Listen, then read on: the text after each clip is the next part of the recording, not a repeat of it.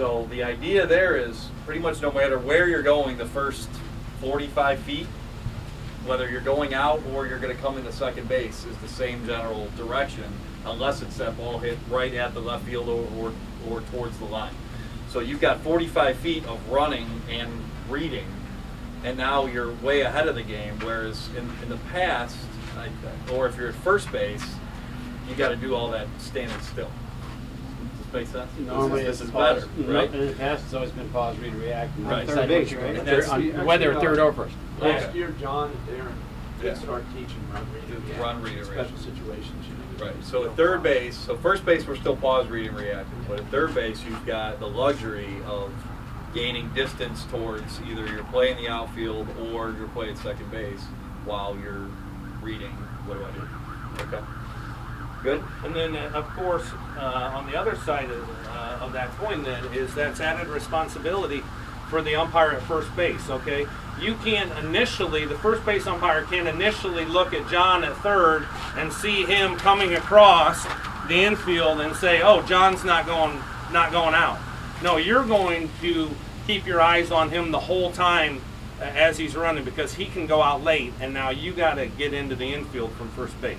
Well, there were a number of times, and we talked about it on our walk out here, that I thought he was going to go out. I'm cutting in, Yeah. as opposed to just waiting, right? I'm cutting in, or maybe even rotating And that this was way. good. You did that a few times. A number of today. times, yeah, And that's yeah. good. And That's here's good. what- That was only because I wasn't sure what he was going to do. You And know? here's what you can do if that happens to you, okay? If in doubt, go ahead and get inside to protect your ass, okay? Right. And then if it turns out that John's starting to cross, maybe I think he's going to go out, okay? I'm still watching him. Now I see that he's not coming out. Or not going out. You did that, John. You did that. Okay. Just circle around. Right. All right, circle around. And now if you got a play coming back into first base, you're in perfect position for the play coming back. But if in doubt, it doesn't hurt to get into the cutout, you know, where you would typically pivot. And then if third base doesn't go out, circle around to the outside of the bag. In which case you're on the inside, and if John does go out and batter runner goes to second base, you're on your way anyways. Yeah, and here's another instance. Here's another instance where you can get into the cutout like this, okay? Ball's hit, and let's say we've got R1 only, okay? So third base umpire is going to be in the middle, Right. okay? So the ball's hit, and initially off the bat, I'm thinking, well, he might go out, he might not. All right, I can get in here. What do we have? We have a rotation situation, right? If he doesn't go out, Yeah. all right? If he does go out, I'm going to get in here and fill, right? That's a no-brainer. But if he doesn't go out, and I get in here just kind of playing it safe, and then he doesn't go out, now we got a rotation. Right. No Right. harm. Right. It doesn't hurt to do that. Yeah, there's no reason why you have to go around the outside of first base. Unless you're 1,000,000% sure that he's not going out and Yeah. you're just learning three-man, doing that's fine. Yeah. Doing that's, do that, I don't think anyone's going to knock you for doing that, you know, until you've been doing three-man for a while. And then they're going to say, why you They doing might have told me before, but I Cover just your think ass. today didn't register that. I had to make my mind up there whether I was going, you know. When I was running across, sometimes I was like, oh shit, I Should've should have went went out out. on it. Yeah. So now you're saying I could have busted out and would have Yeah, Yeah, you have and then more you can time. you can make up your mind on the run. Yeah. You know, and what happens when you're first learning this third, you know, this three-man is, like I said, you get you know, paralysis by analysis. So what happens is you're over there at third, and you're like, okay, I got three different things that I could possibly do. Well, a lot of times it just helps to get your legs going. You know what I mean? Yeah. Get going somewhere, and then read that on the way. You know, and then just peel off if you need to go out. All right, that's good. That's helpful. So I had a couple things that I wanted to Yeah. ask. I'm still struggling with that 90-degree versus 180-degree thing. There was a play at second base, and there were two on either a pop fly that was close to it, and there were two throwbacks to first base. I'm still struggling to get that 180-degree angle. You know what I mean? Yeah, back at like straight first Straight line. You get the ball, the bag, and first me. base Right. line or second base, the first base, second line extended. Right. Yeah, yeah. That's something new. That's entirely new. I'm Yeah, still looking I at mean, that that's- 90-degree thing. You know what I mean? So That's going to be your best spot, and you just have to try to get there. As like I said, try to pick up some keys. You know what I mean? First, if you hear a coach yell back, or if you see a catcher position his body for a throw, a lot of times too, the lower levels you go, they're not nearly as discreet about when they're going to have a pickoff. You know what I mean? Like you guys have seen some games where the catcher's like, "Hey, Craig." right. Stuff like that. So that could give you, things like that can even give you a little bit of a head start, Yeah. What'd you have on the rundown between second and third? I thought that was great. No I thought it issues? was great. You just split it in half, Right. and then you guys, whenever the tag happens, you basically have half of the rundown. If it's on your half, then it's clearly your tag. But in the middle, we've got a gray area. Okay, so the one thing that we want to avoid is one guy with a safe and one guy with an out. Mark, Right? that was great That's why when I you said held it up a wasn't little a bit because I tag. wasn't sure if John Exactly. was going to make a call or not. Exactly. Yeah. So you just make a little bit of eye contact, Okay. and see who's going to make it. I got it. And then Something that, like that. that catch, no catch in center field. Yeah. Yeah, So obviously, okay, a couple things here. please. More like three-man stuff. Okay. We had a looping liner to left field. This is John specifically, okay? Really Some of innovative. these are going to be specific, guys, and this is just, there's no better way to learn than from your mistakes, okay? So, Yeah. last thing I do is, pick out umpires or pick on them or whatever, but it's part of the teaching process, okay? So, we had and I guarantee you that 95% of the people here probably would have, the same thing would have happened. But anyway, we had a looping liner to left. All right, John. You started across. There was nobody on it. It was top of third. Looping liner to left field. You started across. You didn't go out, okay, which you should have went out.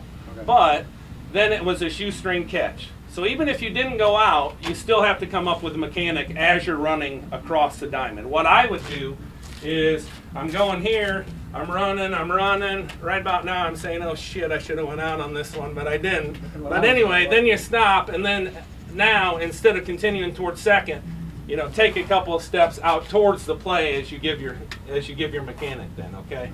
So just because you made the mistake of not going out, don't compound it then by not realizing that you still have catch no catch even though you're not out there, and then a mechanic if it's necessary, Right, okay? 'cause there was no one on base there. Yes, right? I remember it So, was. so that's your catch no catch from center field all the way over to the left field. That was one of the ones where I was going halfway. I was like, oh shit, I should have went out. Right, as opposed to the other one where we asked, I don't know if we want to jump ahead and talk about that one, where we had the get together, the crew consultation, right? So that one, by you not going out, you gave it up, right? Yeah.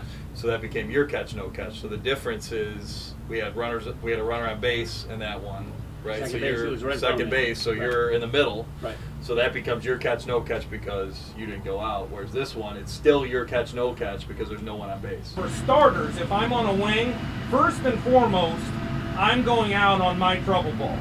You know what I mean? So I tried to clear my mind of everything else as far as, okay, I got to run to second if I do this, whatever else. But the thing that was on my priority when I'm on a wing is don't forget about I still have this area for trouble balls, all right? And it's just like any other two-man or whatever, It doesn't change because our positions change. Yeah, you're going to go, you're going to go out on trouble balls. If you're on the wing. Yeah, if you're on the wing. So that's the first thing you should always say on your checklist, I've always been a big advocate of a checklist, before each play, especially when you're first learning stuff before it becomes second nature. Go through a checklist each time that you guys give a signal, where there's a different situation in the game. Number of outs, different position of runners, whatever. A new batter, you should be giving a signal every time, whenever there's a change in circumstances. So I don't even remember what I was getting at. But what you said was it doesn't change based on where your position. If you're the third base umpire, you've got the left side of the field, catch no catch in the outfield. If you're the first base umpire, you've got the right side of the outfield. We got the little piece in the plate umpire, we got the line, Correct, right. Yeah. And then, right. The play umpire takes the line. Yeah. If you're in the You middle. did ask me why I didn't go out on that one. That's not one that I would go out on. No. Now, and we talked about that. I talked about that with the other three. So initially, he has the choice whether to go out or not. Correct. What he did was he wrapped around behind third base now and to take that R2, possibly tagging and advancing. So what that signifies is that he's given the ball up to the guy in the middle, okay? Umpire 1. But once only the guy whose initial responsibility it was, the pre-pitch, is the one that can go out. Okay, so in other words, you see him wrap around just like today, and then maybe you would have recognized trouble earlier, you can't go out anyway. It's only the guy that had initial ball responsibility that can go out. Oh, right. Make any sense? Yeah. And when you think about it, part of it is just the timing of it. You know, you're not going to be able to, okay, John's giving it up, I'm identifying that it's my ball, and now I'm going out, you know. And John's wrapped around already underneath. Yeah, He's yeah, good point. Yeah. Exactly. So, bottom of third, we had a pop-up about 8 to 10 feet off of the third baseline, okay? John, you stayed there with it. I want you to go over to second, okay? If the ball has any chance of being fair, you need to get over to second base and not bracket. It's the same principle that we use in a two-man over on the first base line, okay? If the ball has absolutely no chance of being fair, then you can get off the line and bracket. This particular one where it was 8 to 10 feet, it was like in the coach's box, you know what I mean? Then you give it up to the plate guy and get over to second base. And it's the same thing it's the exact same thing with the slow roller, okay? If you get a slow roller coming down the third base line, get out of there. Get over to second base, let the plate guy take care of it, okay? And what's gonna happen, worst case scenario is if you go over and if you would have bracketed that play and then we get some wind or whatever and it blows back 5 feet and lands fair, and if the batter runner was busting ass out of the box, he's going to be over it, you know, he's going to be rounding first and heading for second base when the ball's coming down, you know, so that's why you got to be over there.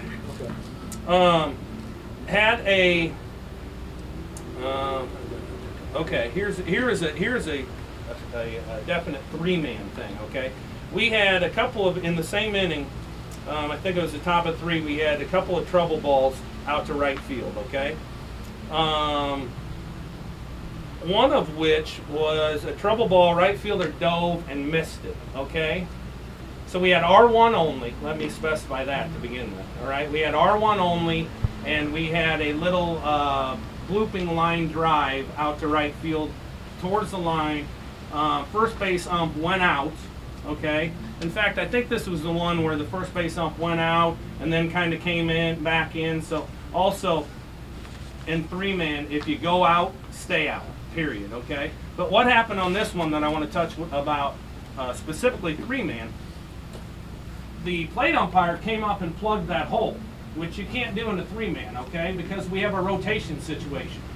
In a four-man situation, not to get into that too much, that first baseman goes out, okay? The plate guy can come up and cover that hole, all right? Because there's no he doesn't have to worry about a rotation situation. But as soon as that ball drops, now I got to get over to third. You got to go to third. So when you see that little blooper, any kind of ball hit out to right field, what you're doing is you're just taking a couple of casual steps up towards third base. Okay. And then if it drops, now now we've got a possible rotation situation. Okay. So you can't, in three-man, you can't come up and fill the hole for first base. So that means John has to come over. Mm-hmm.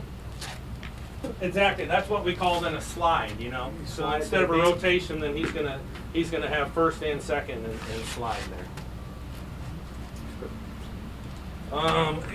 Brian, come up with a couple things here. I gotta You were on a roll. That was really good. You know, some good stuff. Steals were awesome. Your starting position was right, I think, on almost all of them. The only one that there was a bunt where I think everyone knew he was bunting. I think everyone kind of said, "Be ready for the bunt." And you started kind of far back. Remember this or no?